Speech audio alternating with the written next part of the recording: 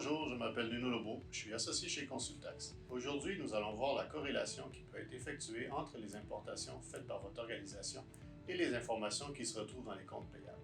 Cela permettra entre autres de valider si tous les CTI ont été réclamés, mais également de diminuer s'il y a lieu les risques liés à ces importations. Les étapes d'analyse sont les suivantes.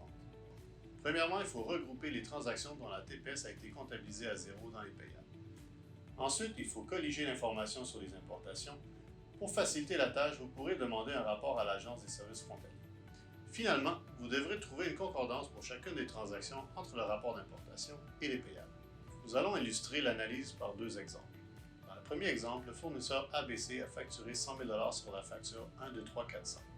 Sur le rapport d'importation, nous retrouvons la même dépense pour le même fournisseur. Cela indique donc que la TPS a été perçue lors de l'importation. Dans un deuxième exemple, le fournisseur XYZ a facturé 1,4 million de dollars sans la TPS sur la facture 54321. Lors de l'analyse du rapport d'importation pour cette même transaction, le montant est plutôt de 1 million de dollars. La TPS a été perçue sur cette transaction. La différence de 400 000 dollars peut indiquer notamment que le fournisseur a possiblement facturé différents services et ou des biens intangibles. Selon la nature de ces derniers et selon le type d'activité exercée par votre organisation, il pourrait y avoir des conséquences fiscales. Conséquemment, nous savons que le 1 million de dollars de biens tangibles ont transité par les douanes et que la taxe a normalement été perçue par l'Agence des services frontaliers. Pour la suite de l'analyse, il faut donc valider toutes les factures du fournisseur et éliminer les éléments de dépenses qui correspondent aux données du rapport d'importation afin d'isoler les dépenses qui composent les 400 000 dollars.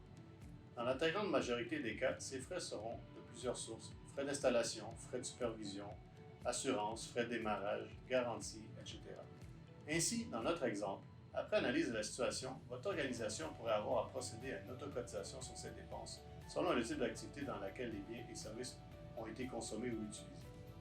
Par ailleurs, il serait également important de valider si une retenue d'impôt pour non-résidents devrait s'appliquer à la transaction. Donc, lorsque vous transigez avec des fournisseurs étrangers, il faut garder ces éléments de risque à l'esprit. Pour toute question supplémentaire, n'hésitez pas à nous contacter.